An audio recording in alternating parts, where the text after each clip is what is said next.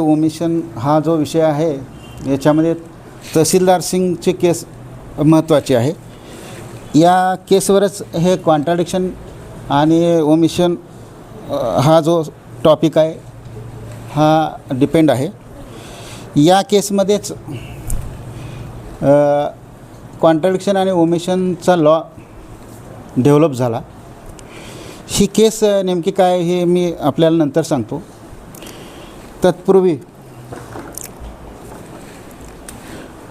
Contradiction आणि ओमिशनसाठी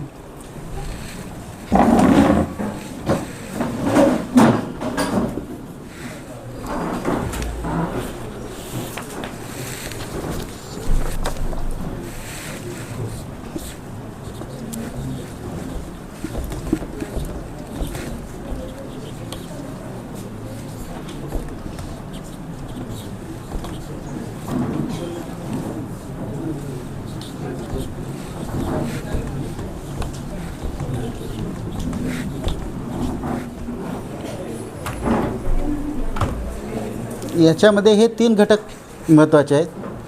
section 162 CRPC, section 145 evidence act आणि तहसीलदार Singh versus state of Uttar Pradesh AR 1959 SC 10/12. ह्या 3 गोष्टी आपण आत्मसात केल्या तर नेमकं कॉन्ट्राडिक्शन अँड ओमिशन काय आहे आणि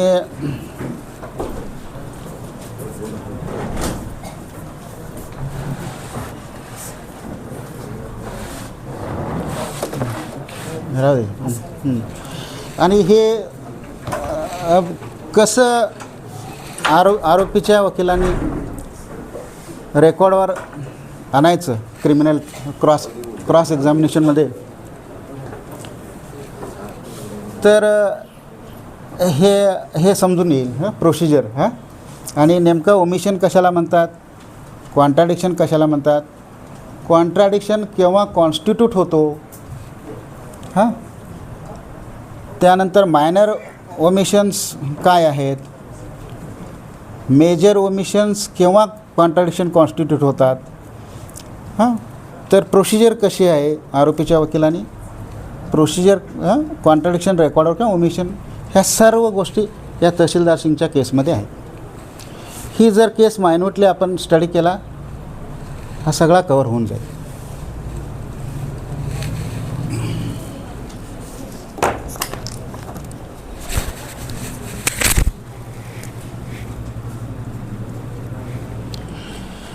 आता मी तहसीलदार सिंगची केस सांगतो नेमकी काय होती ती. ही तहसीलदार सिंगची जी केस आहे याच्यामध्ये 2 गँग होते. याच्यामध्ये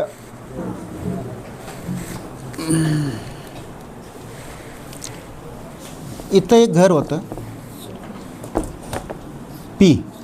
पीच्या मालकीचं घर होतं.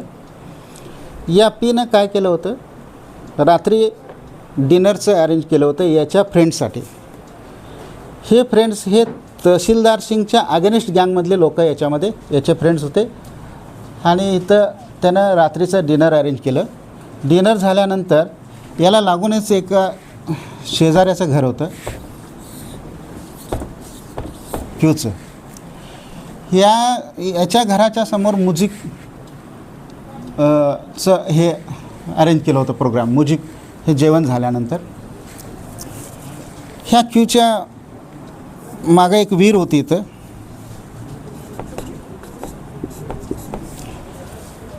हे तहसीलदार सिंग वगैरे या बाजूने येऊन हे जे लोक होते याचे मित्र अगेनिस्ट गँगचे, यांच्यावर बंदुकीच्या फैरी झाडल्या. यामध्ये 3 ते 4 लोकांचा डेथ झाला.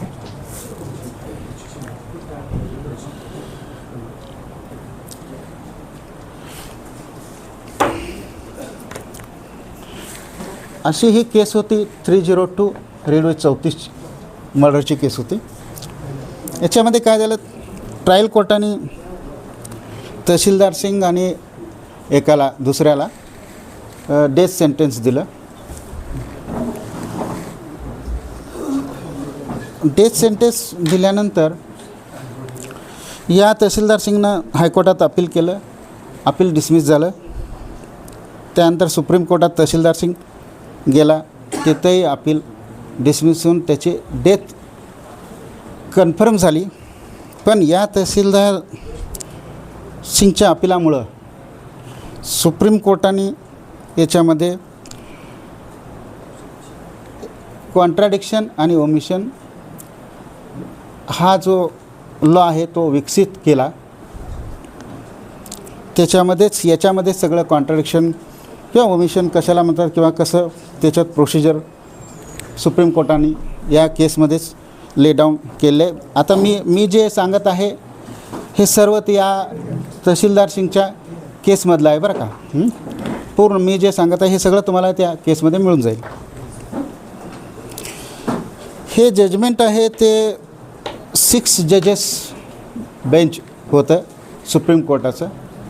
त्यापैकी चार जजेसनी वेगळं जजमेंट दिलं आणि 2 जजेसनी वेगळं जजमेंट दिलं. त्याच्यामध्ये भुवनेश्वर सिन्हा भुवनेश्वर पी आणि इतर तिघांनी एक जजमेंट वेगळं लिहिलं आणि लॉर्डशिप हिदयतुल्ला आणि इनाम जे या दोघांनी वेगळं जजमेंट लिहिलं. पण दोघांनी अपील डिसमिस केलं. या पहिले जे 4 लोकांनी जजमेंट लिहिलं त्याच्यामध्ये त्यांचा भर होता की 161चं जे स्टेटमेंट आहे इन्व्हेस्टिगेटिंग ऑफिसरनं रेकॉर्ड केलं ते फक्त कॉन्ट्राडिक्ट करण्याकरता वापरता येईल. तर हे जस्टिस हिदयतुल्ला यांचं म्हणणं होतं की तेवढ्याकरताच नाही, आणखी आरोपीच्या वकिलांना काही प्रश्न विचारता येईल. आता हा लॉ डेव्हलप व्हायला या केसमध्ये याचं कारण काय आहे? बेस हा जो लॉ डेव्हलप झाला याला बेस आहे. काय झालं होतं, ट्रायल कोर्टामध्ये आरोपीच्या वकिलांनी आय विटनेसच्या उलट तपासात 2 प्रश्न विचारले होते जी पोलिसासमोरील जबाबात 161 CRPC अंतर्गत नव्हती. ती कोणती? नाही ते राहू दे. तर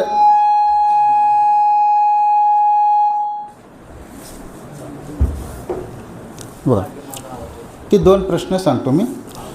हे बघा,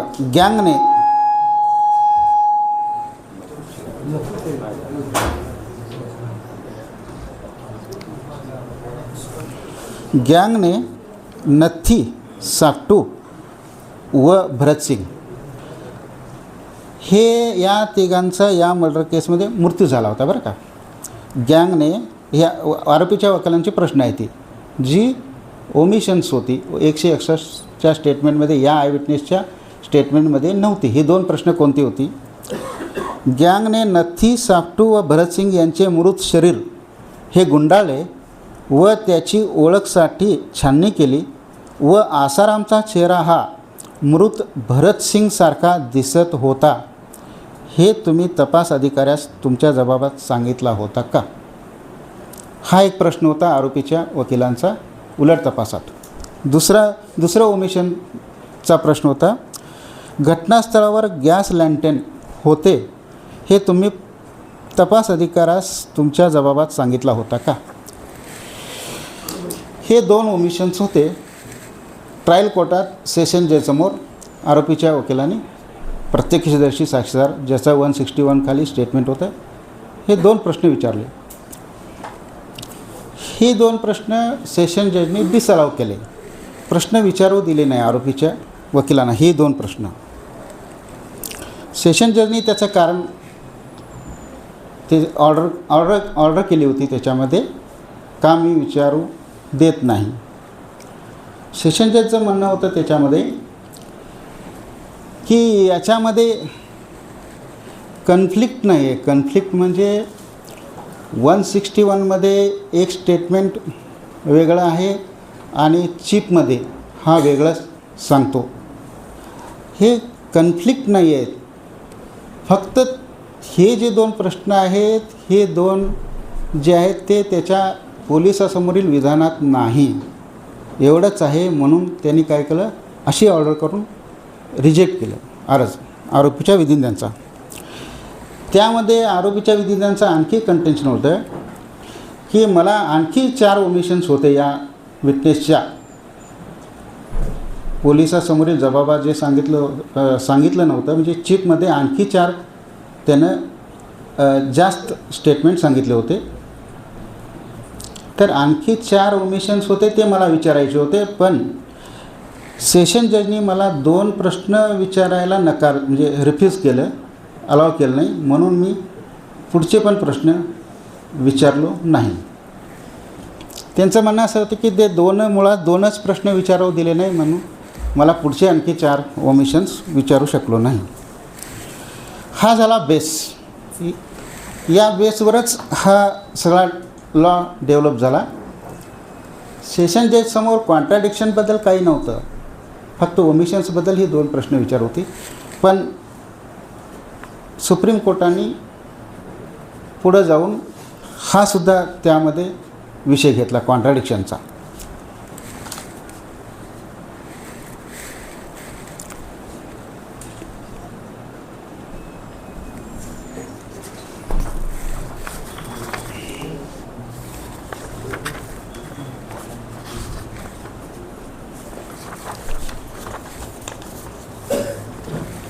आता ज्यांच्याकडं पुस्तक आहे त्यांनी 162 CRPC काढा. 162 ज्यांच्याकडं आहे ते, ज्यांचं नाही त्यांना काय अडचण नाही. Section 162 CRPC.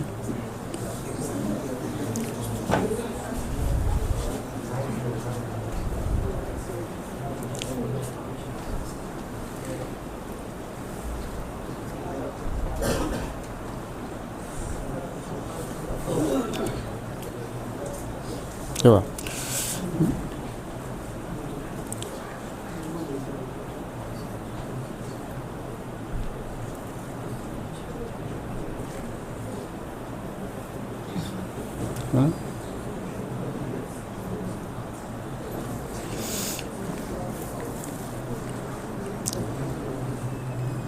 मी वाचतो ते. सेक्शन 161चं जे आहे ते इन्व्हेस्टिगेटिंग ऑफिसर विटनेसेसचे स्टेटमेंट रेकॉर्ड करतो तपासात. आता 162 वाचूया. No statement made by any person to a police officer in the course of an investigation under this chapter shall, if reduced to writing, be signed by the person making it. याच्यामध्ये असं आहे, ज्याचं statement record केलेलं जातं आहे रायटिंगमध्ये, तो witness सही करण्याची गरज नाही. त्याच्या पुढचं महत्त्वाचं आहे, nor shall any such statement or any record thereof, whether in a police diary or otherwise, or any part of such statement or record be used for any purpose. म्हणजे ते जे स्टेटमेंट आहे ते वापरता येणार नाही, कुठल्याही पर्पजसाठी वापरता येणार नाही, असा याचा इथपर्यंतचा अर्थ होतो. Save as here in after provided, म्हणजे खाली जे एक्सेप्शन दिलेलं आहे ते सोडून इतर कारणासाठी वापरता येणार नाही, परंतु म्हणजे खालच्या कारणासाठी वापरता येईल तेवढ्यापुरतं. At any inquiry or trial, म्हणजे इन्क्वायरीमध्ये किंवा ट्रायलमध्ये, in respect of any offence under investigation at the time when such statement was made. म्हणजे स्टेटमेंट ज्यावेळी आयोगाकडे करतो तो. Provided that when any witness is called for the prosecution in such inquiry or trial. आत्ता आली वेळ कशाची, सरकारी वकील समन्स काढतात आणि जो विटनेस कॉल करून विटनेस बॉक्समध्ये घालतात. त्याचं ही स्टेज आली ज्याचं 161 स्टेटमेंट रेकॉर्ड झालेलं आहे. whose statement has been reduced into writing, म्हणजे तो आय.ओ. लिहिलेला असतो तो स्टेटमेंट आपल्या चार्जशीटमध्ये आपण बघतो. Any part of his statement if duly proved, याचा अर्थ सरकारी वकील ज्यावेळी चीफ घेतात त्यावेळी त्या स्टेटमेंटमध्ये काय आहे ते त्याच्या तोंडातून चीफमधून घेतात. म्हणजे तेवढा पार्ट तो स्टेटमेंटचा प्रूव्ह झाला. कुणी प्रॉसिक्युशननी, सरकारी वकिलांनी तो प्रूव्ह केला तर प्रूव्ह केला तरच. तर काय, may be used by accused, तर त्याचा तो जो आहे तो आरोपींना यूज करायला अधिकार आहे त्या स्टेटमेंटचा. कोणता भाग प्रूव्ह होतो तो आरोपीला आहे. And with the permission of the court by the prosecution, म्हणजे प्रॉसिक्युशनला कोर्टाची परवानगी घ्यावी लागेल. तोपर्यंत 161चा स्टेटमेंटचा यूज करता येणार नाही त्यांना. परंतु इथं डिफरन्स कसा आहे, आरोपी हा ॲज ऑफ राईट त्याचा यूज करू शकतो, पण प्रॉसिक्युशन जे आहे ना त्याला परवानगी घ्यावी लागते त्यांना. हां, हे कॉन्ट्राडिक्शनसाठी. कॉन्ट्राडिक्शन काय आहे मी सगळं सांगतो आहे नंतर इलिस्ट्रेशन देऊन. हां, केव्हा होतं आहे काय वगैरे. By the prosecution to contradict, हां, if duly proved may be used by the accused and with the permission of the court by the prosecution to contradict such witness in the manner provided by section 145 of the Indian Evidence Act.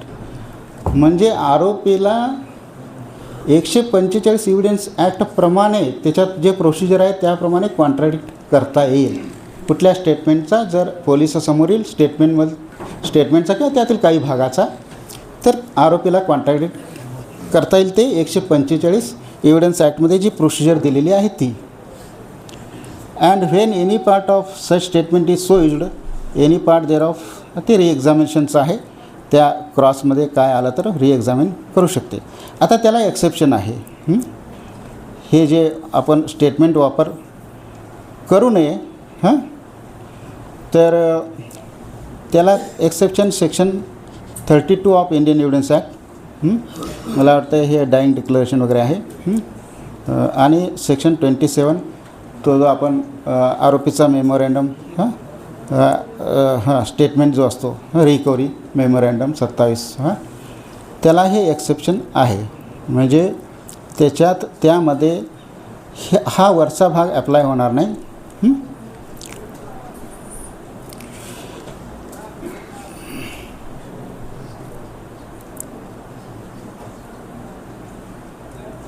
आता पुढचा जो आहे ना, an omission to state a fact or circumstance in the statement referred to in subsection 1 may amount to contradiction if the same appears to be significant and otherwise relevant, having regard to the context in which such omission occurs and whether any omission amounts to a contradiction in the particular context shall be a question of fact. म्हणजे omission हे contradiction होऊ शकतं का, हे आता प्रत्येक आपल्या फॅक्ट्सवर केसवर अवलंबून आहे. ते कोणतं ओमिशन हे कॉन्ट्राडिक्शन होणार नाही आणि कोणतं होईल हे मी नंतर सांगतो. आता आपल्याला 145 सेक्शन बघायचं आहे, कारण याच्यामध्ये म्हटलेलं आहे की कॉन्ट्राडिक्शन हे प्रोसिजर 145 प्रमाणे वापरली पाहिजे.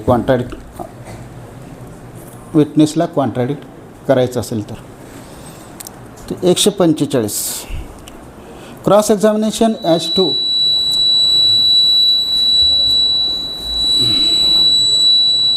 previous statements in writing. A witness may be cross-examined as to previous statements made by him in writing or reduced into writing and relevant to matters in question without such writing being shown to him or being proved. आता हे 161चा statement in writing आहे.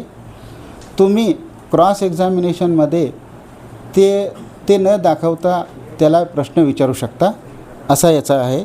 आणि जर करता तुम्हाला but if it is intended to contradict him by the writing his attention must before the writing can be proved be called to those parts of it which are to be used for the purpose of contradicting हिम.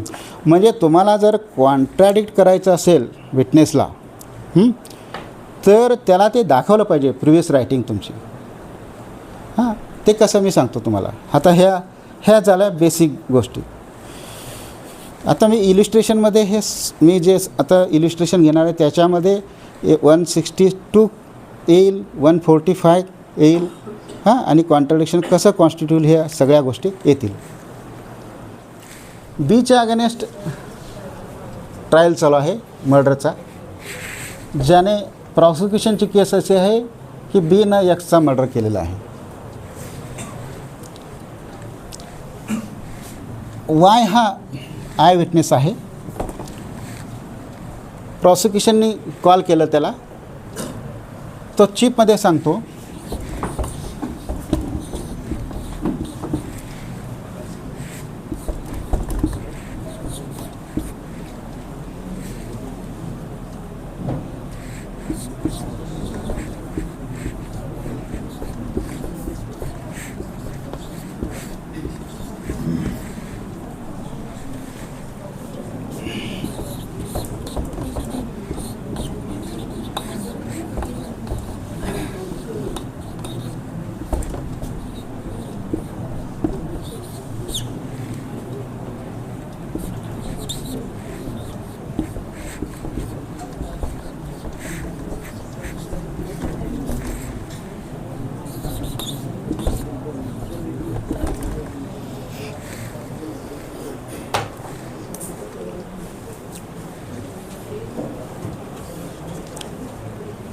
बीच्या against trial चालू आहे मर्डरचा. हा जो I witness आहे Y, तो सांगतो चीपमध्ये एने एक्सचा मर्डर केला. हा याचं जे स्टेटमेंट रेकॉर्ड झालं वायचा इन्व्हेस्टिगेटिंग ऑफिसर समोर 161 CRPCमध्ये, त्यावेळी त्यानं सांगितलेलं होतं की बीने एक्सचा मर्डर केला.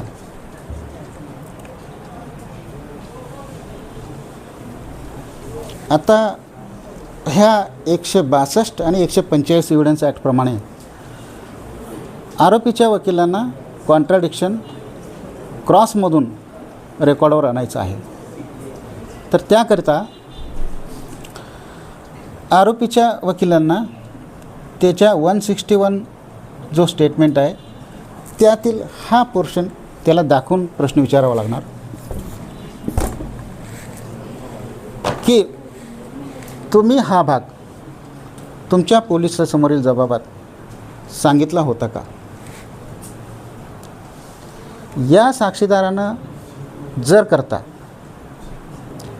हा भाग मी सांगितला होता असं जर तो म्हणाला आणि ते बरोबर आहे म्हणाला, तहसीलदार सिंगच्या केसप्रमाणे बरं का मी सांगतो, हा म्हणायला लागला हे मी सांगितलं होतं आणि हे बरोबर आहे असं म्हणाला, तर ते तर कॉन्ट्राडिक्शन कॉन्स्टिट्यूट होत नाही.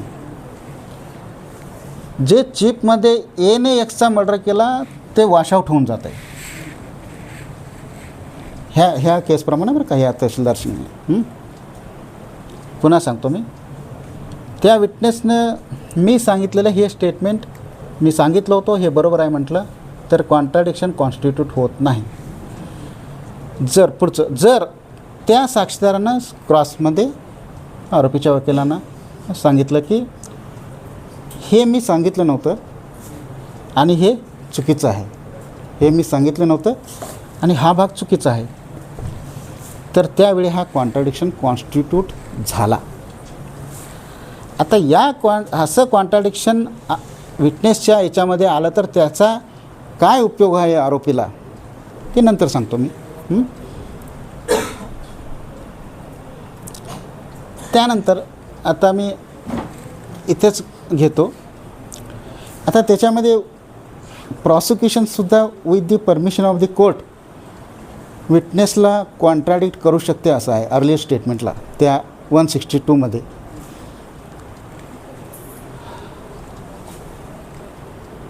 आता याच्यामध्ये त्या साक्षीदारानं म्हटलं की हे मी सांगितलं नव्हतं आणि हे चुकीचं आहे, हे कॉन्ट्राडिक्शन कॉन्स्टिट्यूट झालं. तर आता सरकारी वकिलांनी हे कसं प्रूव्ह करून घ्यायचं की हे सांगितलं होतं कुणी, ह्या वायनं. ज्यावेळी IO येतो त्याला सरकारी वकिलाने एवढाच पोर्शन दाखवायला पाहिजे. हा भाग वायनं तुम्हाला स्टेटमेंट रेकॉर्ड करताना सांगितलं होतं का, तर तो हो म्हणतोच म्हणणार.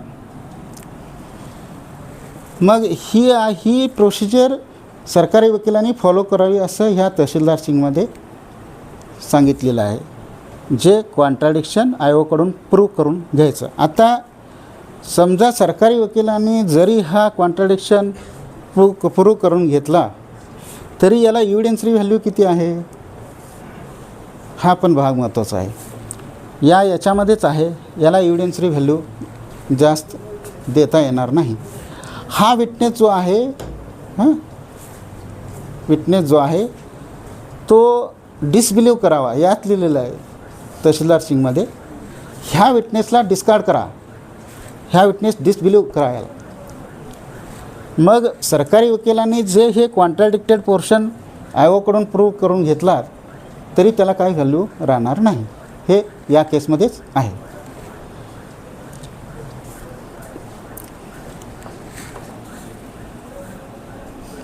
आता कॉन्ट्राडिक्शन म्हणजे काय आहे हे नेमकं मी सांगायचं राहून गेलं.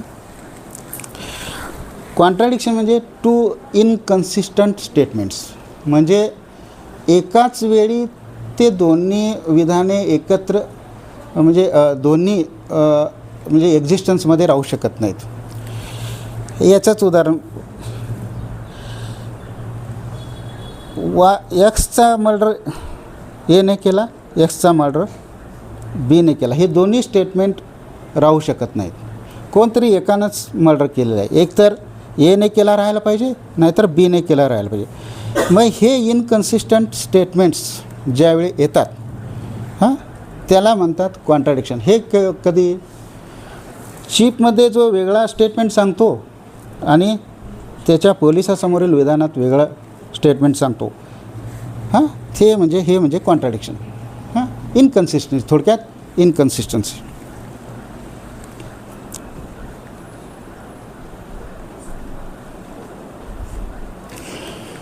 आता आणखी एक उदाहरण याच्यातच सांगतो. फक्त आरोपी वाढवलेला आहे. ट्रायल चालू आहे बी आणि सीच्या विरोधात 302 एक्सचा मर्डर केला म्हणून. चीफमध्ये सांगतो हा वाय आय विटनेस सांगतो बी, सी आणि डी या तिघांनी मर्डर केला एक्सचा. पण स्टेटमेंटमध्ये, त्याच्या पोलिसाच्या स्टेटमेंटमध्ये फक्त बी आणि सी या दोघांनीच मर्डर केला. तर आरोपीच्या विधिंजना कॉन्ट्राडिक्शन रेकॉर्डवर आणण्याकरता त्याला जो पोर्शन आहे त्याचा पूर्वीचा 161 स्टेटमेंटमधला त्याला हे दाखवावं लागणार 145 प्रमाणे, एव्हिडन्स ॲक्टप्रमाणे. हे बघ, हे बी सी या दोघांनीच मर्डर केलेलं आहे असं एक्सचा असं तुमच्या स्टेटमेंटमध्ये आहे. हे बघा, हे तो बघितल्यानंतर हे बरोबर आहे म्हटला तर कॉन्ट्राडिक्शन कॉन्स्टिट्यूट होणार नाही. आणि जर करता तो म्हणाला हे चुकीचं आहे असं मी सांगितलं नव्हतं तर कॉन्ट्राडिक्शन कॉन्स्टिट्यूट होईल. आता प्रश्न असा आहे, सरकारी वकिलांनी चीफ घेतलं, त्या चीफमध्ये बी सी डी यांनी मर्डर केलं असं सांगितलं. आता आरोपीच्या वकिलांना असं एखाद्या वेळेस समज होऊ शकतो, माझं काम सरकारी वकिलांनीच केलेलं आहे, कारण यानं स्वतः सांगितलं की डी पण होता. हे इनकन्सिस्टंट होईल, आपण आर्ग्युमेंटमध्ये पॉइंट आउट करू कोर्टाला, असं समज होऊ शकतो. परंतु 161चं स्टेटमेंट हे कॉन्ट्राडिक्शन किंवा ओमिशनसाठी तेवढंच वापरता येते. त्यामुळं जर आरोपीच्या वकिलांनी क्रॉस एक्झामिनेशनमध्ये हा पॉइंट आउट केला नाही, विटनेसला दाखवलं नाही, तर ते कॉन्ट्राडिक्शन कॉन्स्टिट्यूट होणार नाही. याच्यावर विसंबून आरोपीच्या वकिलांना राहता येणार नाही. आरोपीच्या वकिलांना हे म्हणता येणार नाही की हा स्टेटमेंट बिफोर पोलीसमध्ये हा बी सी म्हणतो चीपमध्ये तर सांगतो सरकारी वकिलांच्या BCD इथंच इनकन्सिस्टन्सी आहे, त्यामुळं बेनिफिट आरोपीला किंवा आरोपीच्या विरुद्ध ऑफेन्स प्रूव्ह होत नाही असं म्हणता येणार नाही. हे तहसीलदार सिंगमध्ये हे सांगितलेलं आहे.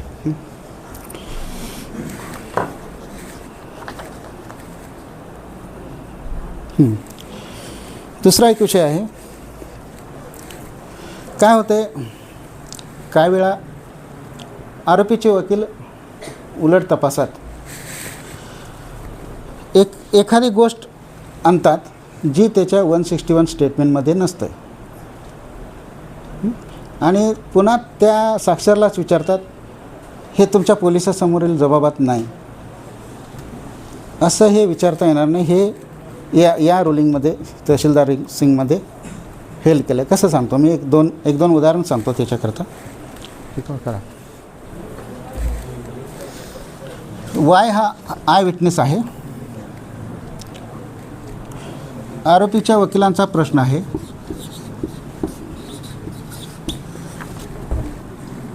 हे तहसीलदार सिंगमधलंच केस आहे. हे आहे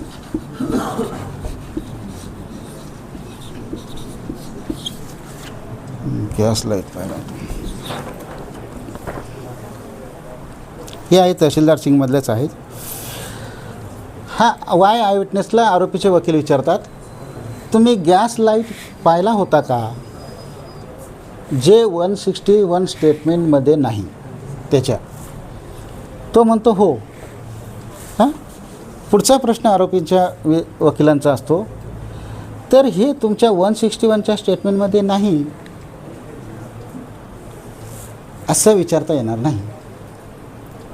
जे 161मध्ये नाहीच तेच क्रॉस एक्झामिनेशनमध्ये ब्रॉटअप करायचं आणि तेच पुन्हा त्या साक्षरला विचारायचं की हे नाही तुमच्या, असं विचारता येणार नाही. हे या तहसीलदार सिंगमध्येच आहे. आता दुसरा एक प्रश्न, दुसरा असं इलिस्ट्रेशन दुसरा देतो. आरोपीच्या वकिलांचा प्रश्न बघा, क्रॉस एक्झामिनेशनमध्येच, तुम्ही घटना घडतेवेळी कुठे होता.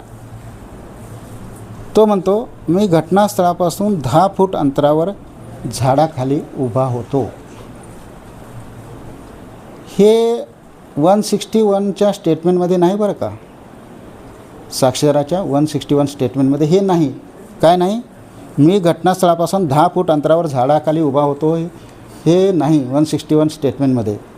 हे काय केले, आरोपीच्या वकिलांनीच त्याला विचारलं उलट तपासात, काय म्हणून, तुम्ही घटना घडतेवेळी कुठं होता. मग तो सांगितला काय असेल, तुम्ही झाडाखाली उभा होतो. तर हे पुन्हा विचारता येणार नाही. हे जे आहे तुम्ही म्हटलं मी घटनास्थळापासून 10 फूट अंतरावर झाडाखाली उभा होतो, हे तुमच्या 161च्या स्टेटमेंटमध्ये नाही, हे असं विचारता येणार नाही. हे या तहसीलदार सिंगमध्ये आहे. आता 161 स्टेटमेंट रेकॉर्ड करण्यामागचं आयोनी काय उद्देश आहे, या 161चा स्टेटमेंटचा उद्देश हा जो आहे हा आरोपीच्या फायद्यासाठी 161 CRPC निर्माण झाला. त्याचं कारण असं आहे, काही वेळा काय होतं आहे, IO हा इंटरेस्टेड असतो कन्व्हिक्शन घेण्याकरता. ज्यावेळी ट्रायल सुरू होईल कोर्टात त्यावेळी त्याला कन्व्हिक्शन घ्यायचं असते, म्हणून तो काय करतो, एखादा आय विटनेस नसेल किंवा एखादा त्याला माहीत नसेल तरी तो काय करतो, ते रेकॉर्ड करून घेतो. मी बघितलं आहे किंवा असं झालं आहे, एने असली ऐवजी एनं केला असेल तरी बीच्या विरुद्ध जर हे असेल ऑफेन्स रजिस्टर असेल तर बीला बघितलं वगैरे असं होते. त्याकरता आरोपीच्या प्रोटेक्शनसाठी हा 161 निर्माण झाला. किंवा काही विटनेसेस अनट्रुथफुल असतात, ते त्यांचा हा क्रॉसमध्ये हा उघडा पडावा म्हणून हा 161 आधीच त्याचं रायटिंगमध्ये रेकॉर्ड केलेलं असतं. नाहीतर काय होतं, 161 नसतं तर डायरेक्टली आमचे एवढे साक्षर आहेत म्हणून पोलीस नुसतं नावं देतील आणि सरकारी वकील ज्या पद्धतीनं केस आहे ते ओरल घेऊन टाकतील. हा उद्देश हा आहे, ते पण ह्या तहसीलदार सिंगमधलेच सांगितलेलं आहे.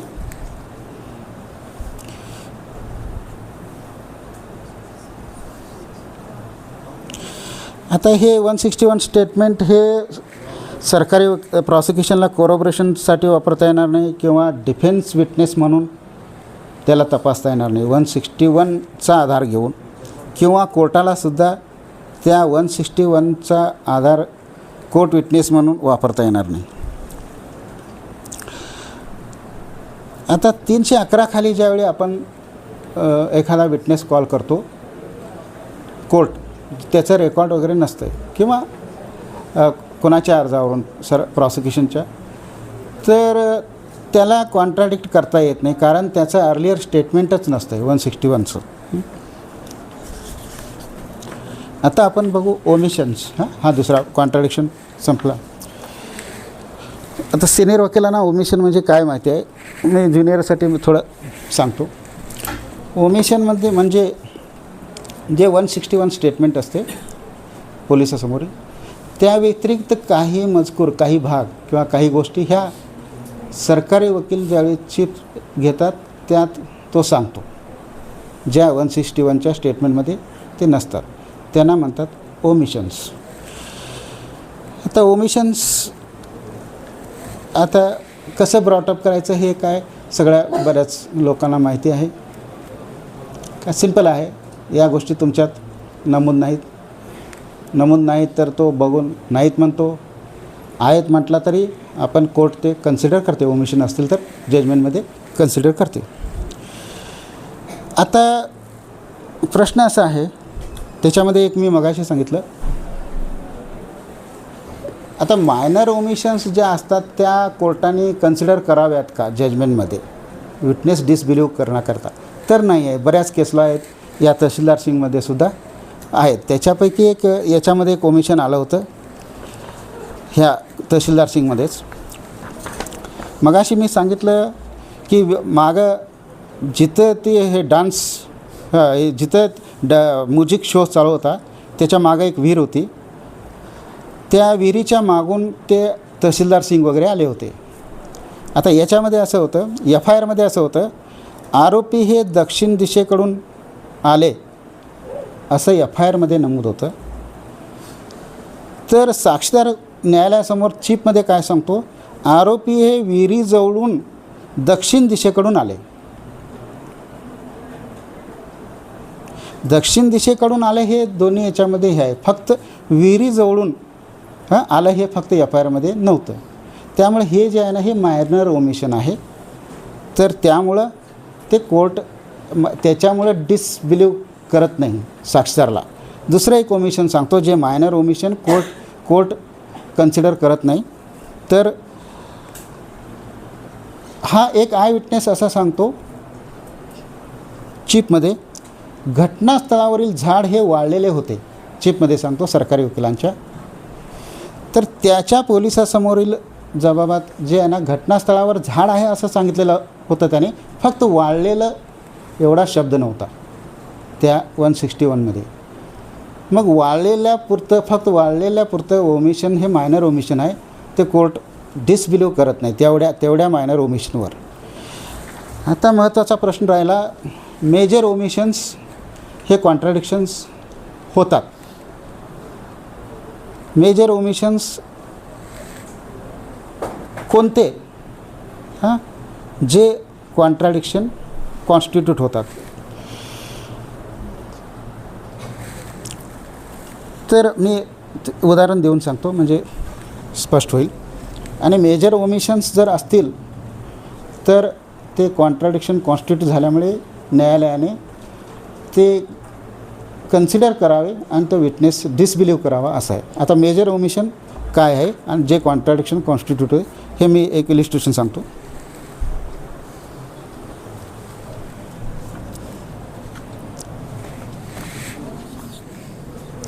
हा जो आय विटनेस आहे हा पोलिसासमोरील एक 161 स्टेटमेंटमध्ये म्हणतो एक्सचा मर्डर केवळ एने केला. तर सरकारी वकिलांच्या चीफमध्ये तो म्हणतो एक्सचा मर्डर ए व बी या दोघांनी केला. हे जे आहे ना हे मेजर ओमिशन आहे, कारण हे फक्त एने केला म्हणतो आणि बी सुद्धा होता याच्यासोबत. हे ओमिशन मेजर आहे, हे हां, बीला जो ॲड करतो हे मेजर ओमिशन आहे, त्यामुळे हे कॉन्ट्राडिक्शन कॉन्स्टिट्यूट होतो, त्यामुळं या विटनेसला डिसबिलीव करावा असं आहे.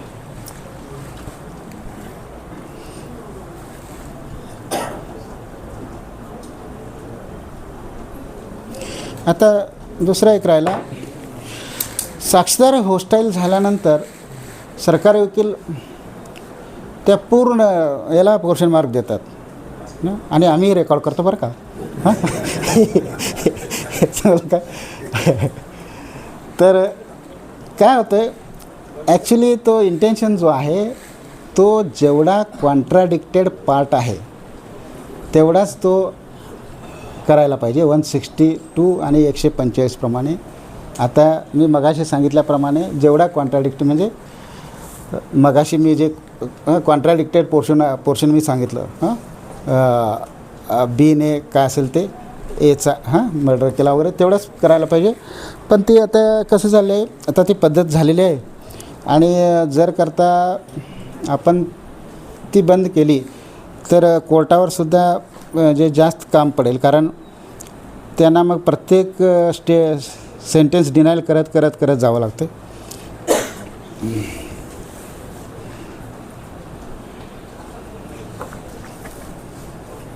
Okay, thank you. एवढंच आहे.